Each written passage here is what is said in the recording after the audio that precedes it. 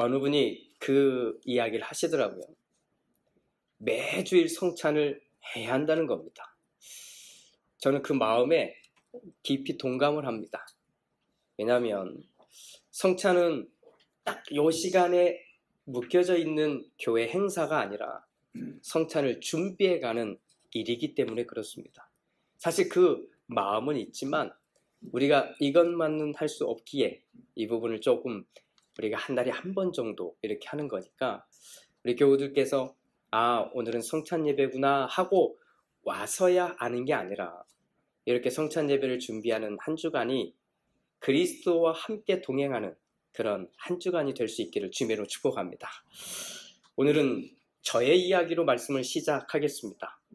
사실은 이렇게 개인적인 이야기를 할 때는 설교자로서 대단히 조심스럽습니다. 오해를 가질 수 있는 많은 이유들이 같이 있기 때문에 그렇습니다. 저는 신학을 시작하면서 나름 열심히 공부한 편에 속한다고 생각합니다. 그에 걸맞게 정말 최선을 다해서 공부했습니다.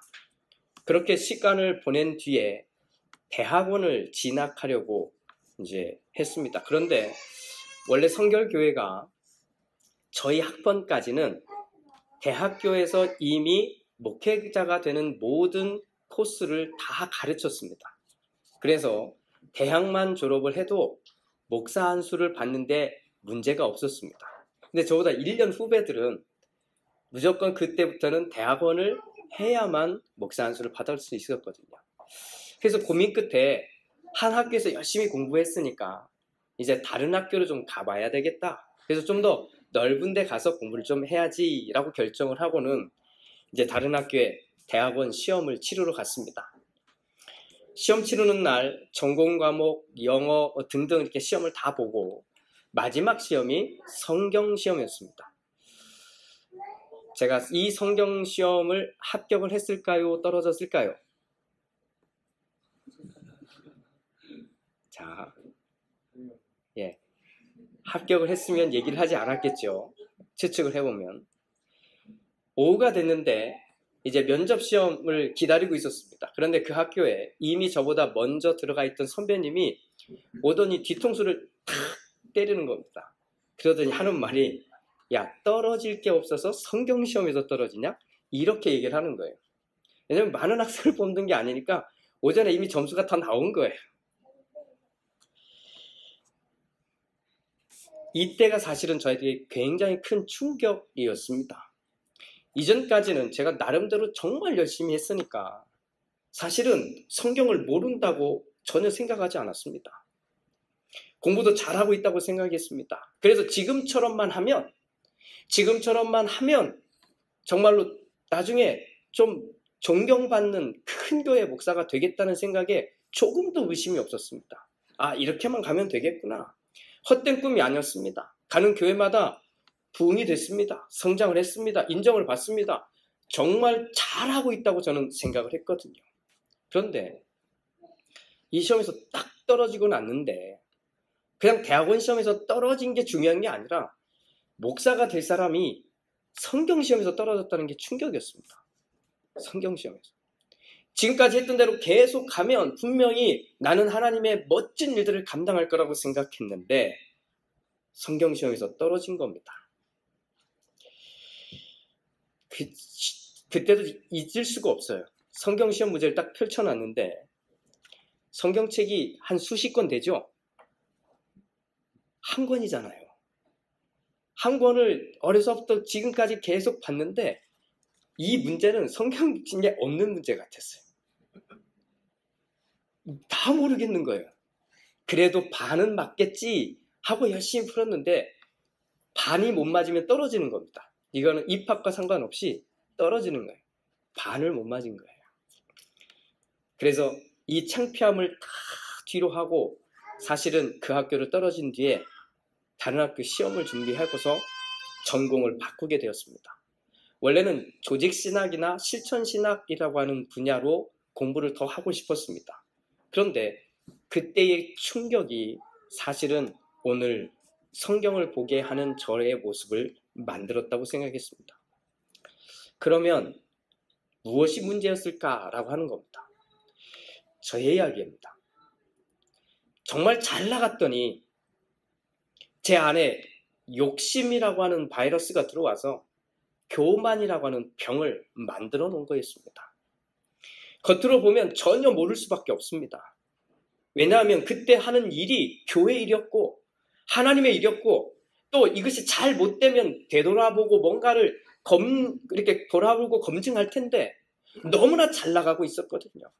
그러니 내가 지금 가고 있는 일은, 내가 하고 있는 일은, 가고 있는 길은 다 하나님이 인도하시고 하나님이 역사한다고 분명히 믿었던 겁니다. 그때 제가 제일 많이 했던 고백이 하나님이 하셨습니다. 하나님이 역사하셨습니다. 하나님이 함께 하셨습니다. 라는 말들이었습니다. 그런데 정확하게 되돌아보니 하나님이 하셨습니다. 하나님이 역사하셨습니다. 하나님이 함께 하셨습니다. 라고 하는 그 말 뒤에 교만한 내 마음을 꽁꽁 감추고 있었던 겁니다. 하나님은 분명히 나를 사용하고 싶으셨을 겁니다. 하나님은 분명히 나를 통해 일하고 싶으셨을 겁니다. 하나님은 분명히 나를 가지고 내가 가지고 있던 이 달란트를 잘 사용하고 싶으셨을 겁니다. 그런데 하나님이 나를 사용하려고 하면 내 이 안에 있는 이 욕심과 교만이라고 하는 병든 모습이 하나님의 역사를 막고 있었던 겁니다. 그런 나를 시험에서 사실 망신을 경험하게 된 거죠. 많은 사람들에게 얘기했으면 얘기한 만큼 망신을 경험했을 겁니다. 그때 제 마음에 들린 내용은 이겁니다. 네가 정말 이 생명의 말씀을 알기나 하니 이거였습니다. 네가 정말 내 마음을 알아서 설교도 하고 제자훈련도 하고 가르치고 있는 거니? 네가 정말 내가 이 글을 여기에 왜 썼는지는 알긴 하니? 그렇게 준비해서 다른 대학원을 입학을 했습니다. 전공을 성서학으로 바꾼 거죠. 첫 세미나 시간이 돼서 참석을 했습니다. 교수님이 칠판에다가 단어 하나를 딱 써놨고 갑자기 오늘 신입생인 저를 소개를 해주는 겁니다. 학생들 앞에. 소개만 했으면 좋은데 이 단어를 설명해 보라는 겁니다. 그런데 저는 솔직히 그 단어를 태어나서 처음 봤습니다. 너무 힘들었어요. 뭐 어떻게 그 상황을 모면했는지 기억조차 나지 않을 만큼 정말 깜깜했습니다. 지금도 솔직히 그렇습니다. 누군가 와서 목사님은 성경을 잘 아세요? 라고 물어보면 사실 얼마나 두려운지 모릅니다. 그렇지만 확실하게 얘기할 수 있는 건 적어도 제가 할 수 있는 한 최선을 다해서 성경을 알려고 노력하고 있습니다는 것은 확실히 말할 수 있을 것 같습니다. 저에게 충격적인 사건이죠. 사실 목사가 성경시험에서 떨어졌다는 얘기가 그렇게 쉬운 것만은 아닌데 저를 바꿔놓았던 이야기기에 소개를 좀 해드립니다. 제가 이 도전이 없었으면, 단 한편으로 보면 이 좌절이 없었으면, 이 고통이 없었으면 성경을 보는 목회자로 가지 않았을 것 같다는 생각을 해보게 됩니다. 제 이야기가 너무 장황했습니다. 오늘 말씀이 이런 제 이야기와 맞을지 정확하게는 모르겠지만 오늘 바울의 이야기가 이러합니다. 바울은 우리가 잘 아는 대로 당대 최고의 학문을 공부했던 사람입니다. 유대인 가운데서도 유대인으로서 불리울 만큼 바리새인으로서 철저히 훈련받은 사람이었습니다. 열정 또한 최고였습니다. 지칠 줄 모르는 그 열정으로 예수를 따르는 사람들을 핍박하던 사람이었습니다. 그런 바울이 다마스커스로 가는 도중에 자기가 핍박하던 예수를 만나게 됩니다.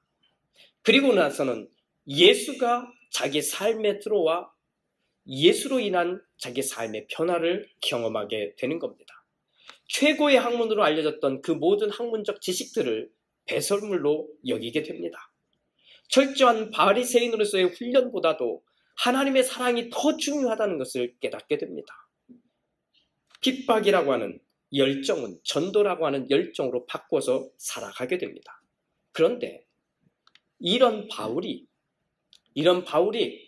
하나님을 잘 믿고 하나님을 따라가고 예수를 경험하고 예수님을 만난 뒤에 어떤 것을 경험하게 되냐면 이 문제만큼은 해결하고 싶다는 삶의 문제를 만나게 됩니다. 그것을 성경은 가시라고 표현합니다. 바울에게 병이 있었다는 겁니다. 새로 생겼다는 겁니다. 어떤 병인지 들여봤더니 두 가지 정도로 추측을 해봅니다. 하나는 안질입니다.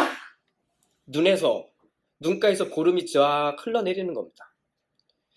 여러분 한번 생각해 보십시오. 대화하는데 초롱초롱한 눈을 가지고 있는 사람하고 대화하는 건 그래도 기분 좋은 일입니다.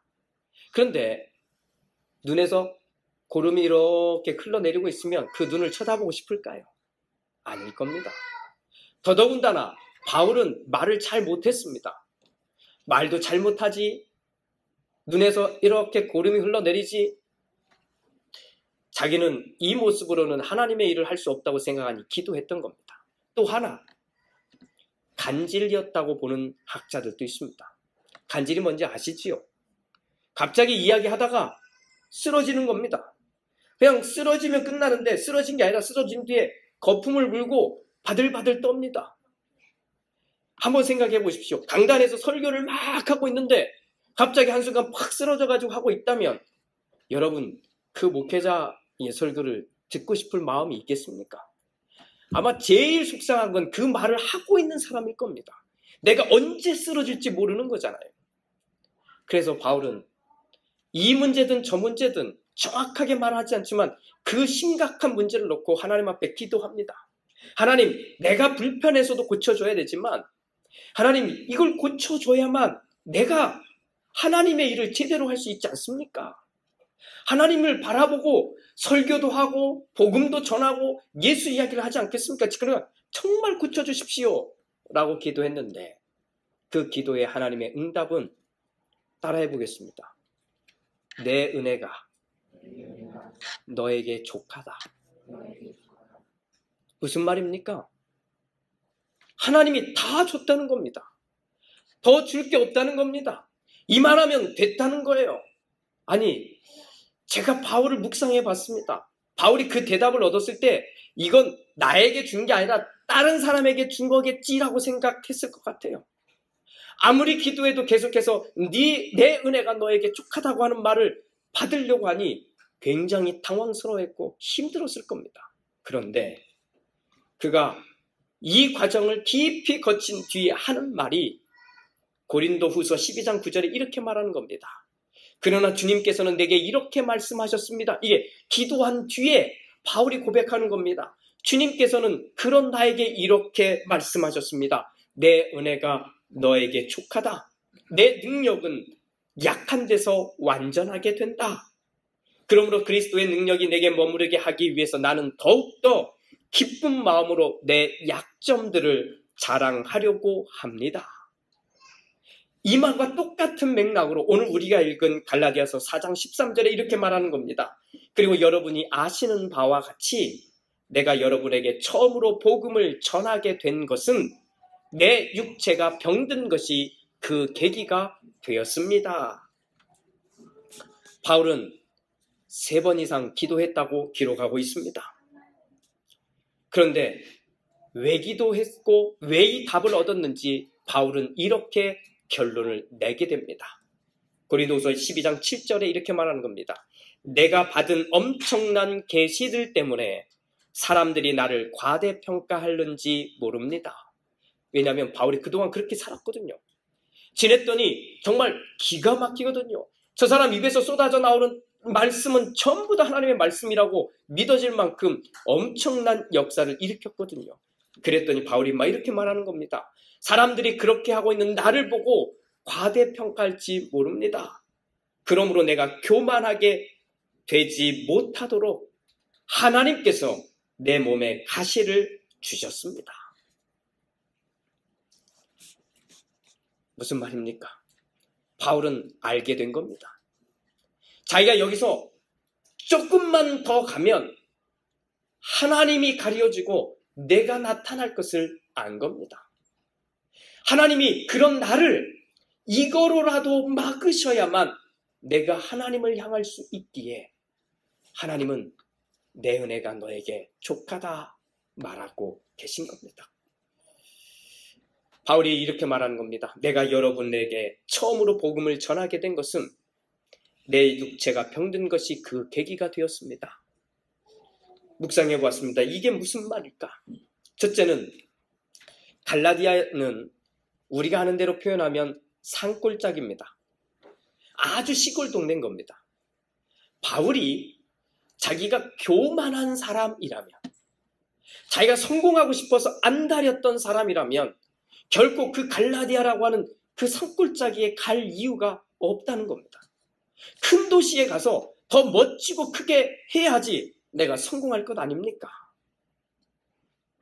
두 번째는 만약에 바울이 교만했다면, 그 교만을 분명히 가지고 있다면 바울은 복음이 아니라 자기가 할 수 있는 것에 집착했을 것이라는 말입니다. 복음은 내 힘으로 안 되는 겁니다. 복음은 전적으로 하나님이 역사하셔야만 하는 겁니다. 그러니 육체적으로 많은 것을 가지고 있고 능력을 가지고 있을수록 반대로 얘기하면 하나님이 함께할 수 없는 일들이 벌어지게 되는 겁니다. 저는 오늘 여러분들과 함께 이 부분을 나누고 싶습니다. 바울이 그냥 살았어도 잘 살았을 겁니다. 그게 바울의 이야기입니다. 바울의 이야기입니다. 그런데 바울이 예수님을 만나고 나서 바울의 이야기는 예수님이 인도하는 이야기로 바뀌었습니다. 예수님이 인도하는 이야기로 바뀌었다는 이야기는 예수님이 볼 때 이것은 아니라고 하면 막으실 겁니다. 예수님 볼 때 이것은 계속 해야 된다고 하면 내가 싫어도 밀어붙일 겁니다. 이것이 예수님이 함께하는 바울의 이야기입니다. 그래서 바울은 이 얘기하는 거예요. 내가 여러분들에게 복음을 전하게 된 그 계기는 내가 육체적으로 문제가 있었기 때문입니다. 바꾸면 무슨 말일까요? 내가 건강했으면 나는 여러분들에게 복음을 전할 사람이 아니라는 얘기예요. 오늘 우리 똑같잖아요. 혹여나 우리 가운데 우리는 모두 다 사실은 자기 이야기들을 쓰고 있는 겁니다. 여기 앉아 있으니까 하나님이 우리의 이야기를 다 쓰고 있겠지가 아니라 사실은 우리 모두 다 각자 자기 이야기를 씁니다. 그런데 예수님이 들어오시면 예수님이 함께하는 우리의 이야기가 쓰여질 겁니다. 그 예수님은 우리가 멈춰야 될 때는 우리를 막으실 겁니다. 어떤 때는 교만해질 것 같으면 꺾으실 겁니다. 때로는 병도 줄 수 있습니다. 어려움을 줄 수도 있습니다. 무너지는 좌절감도 경험하게 하실 겁니다. 왜요? 이유는 그냥 그대로 내버려 두면 하나님을 믿는 사람이 아니라 세상 사람이 되어버리기 때문입니다. 예수님이 내 안에 계신 여러분, 예수님이 여러분과 함께 이야기를 쓰고 있다는 걸 믿으시기를 주님으로 축복합니다. 어려움이 있습니까? 어떤 사람은 이 스토리가 다 끝난 다음에야 하나님이 그렇게 인도해 주셨구나 라고 말하는 사람이 있을 겁니다. 그래도 괜찮습니다. 중간쯤은 괴로울 겁니다. 그래도 여기에서만큼은 하나님이 나를 인도하시는구나, 하나님이 내 스토리를 쓰고 계시는구나 라고만 인정을 해도 우리는 더 행복한 시간들을 보낼 수 있지 않겠습니까? 저는 우리 교회 성도들이 내 이야기를 써갔으면 좋겠습니다. 여러분들의 이야기를 써가는데 이제는 여러분들의 이야기만이 아니라 주님이 들어오셔서 주님이 함께 써가는 우리의 이야기가 되었으면 좋겠습니다. 그 모습으로 우리 6개월 살아왔으면 이제 앞으로 6개월을 살아봅시다. 나를 어떻게 인도하실지 기대하며 써봅시다. 어려움이 오면 내게 뭔가 교만할 일이 있었나? 어려움이 오고 좌절이 오면 내가 뭔가 욕심을 부린 게 있을까? 하나님의 영광을 가리운 일이 있을까? 이렇게 돌아보면서 맞다. 만약에 내가 이 어려움이 없었다면 하나님 찾지 않았겠지. 내가 이 고통이 없었다면 하나님을 등지고 살았겠지. 그런 깨달음이 있거든. 오늘 바울의 이 고백처럼 우리가 고백했으면 좋겠습니다. 내 육체의 어려움이, 내 육체가 병든 것이 오히려 여러분들에게 복음을 전하는 계기가 되었습니다. 다시 말하면 내 부족함, 연약함, 이런 것들이 사실은 내가 하나님을 향해 가고 있는 계기가 될 수 있다는 겁니다. 앞으로 6개월 우리 그렇게 해봅시다. 하나님이 나를 통해 어떻게 역사하시는지, 때로는 괴로울 때 그 괴로움, 어려울 때 그 어려움, 힘들 때 힘듦, 이것들을 넘어갈 수 있는 그 예수님과 함께 써가는 우리의 신앙의 이야기, 우리 모두가 써가는 우리의 모습이 되기를 주님으로 축복합니다. 기도하겠습니다.